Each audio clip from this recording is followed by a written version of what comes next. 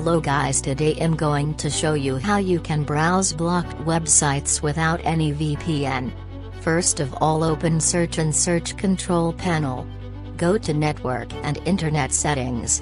Then open Network and Sharing Center. Open Change Adapter Settings. After that, open your currently running network and open its properties. Scroll down and select Internet Protocol version IPv4. After that, open its properties. Change the DNS settings by selecting Use the following DNS server addresses. Input 8.8.8.8 in first slot and 8.8.4.4 in second slot. Click OK. Now folks, you are able to browse any blocked website without using any VPN.